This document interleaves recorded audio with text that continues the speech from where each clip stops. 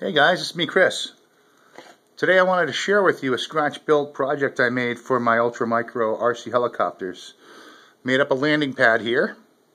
It's entirely scratch. It's pretty cool. Over the years, the past 2 decades, I've saved up leftovers from model projects, my fine art work, and of course some old scrap RC car parts and electronics and whatnot.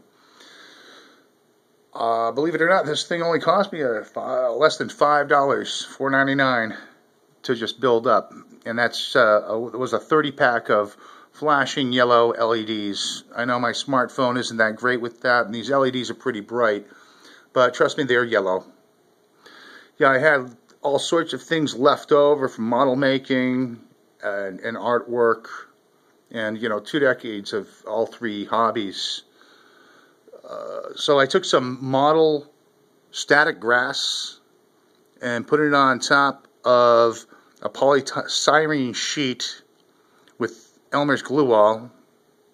I used some vinyl pinstriping tape from Pactra to make the circle. CA glued and Elmer glued that on.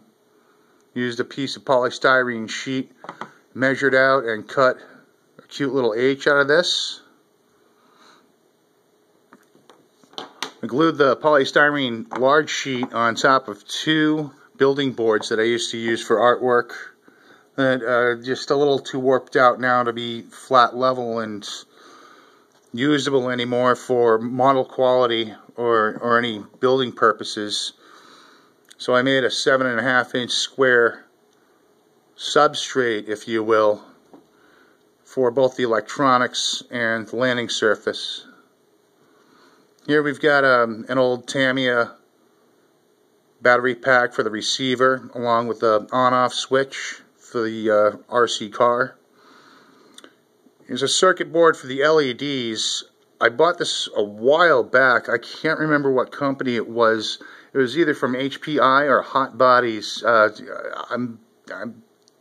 threw out the packaging for it about a decade ago, so I just can't quite remember. I rewired everything with the new LEDs that came from China. Very cheap. I took the template for the H design along with the warning stripe borders off of google.com. I just simply googled RC helipad and clicked on images, printed out a 7.5-inch square. Elmer glued that on top of the polystyrene surface here and used it as a template, and then just put everything else on there. I even painted over the printed warning stripes.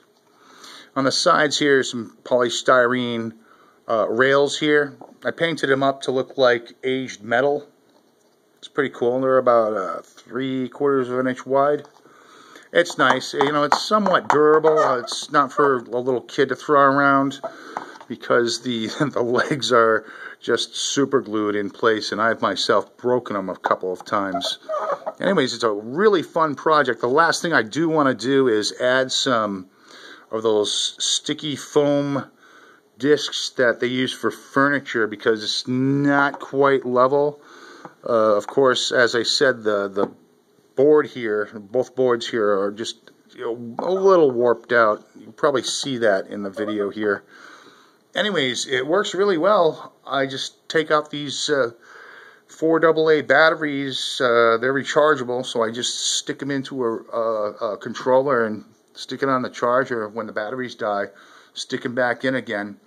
The lights flash kind of randomly. I don't know how to control it. I don't see any pots or any dip switches on that circuit board underneath to control any features like that, but it's a really cool project. I've seen some guys do this before with CD cases and other really cheap economical ways to do this, but I thought a CD case is just way too small to land on. This is the reason why I made it 7.5 inches wide. Here's a Blade MSRX, and that thing's 7.5 inches long. So imagine trying to land a Nano CPX on that CD case. It just doesn't sound like fun to me.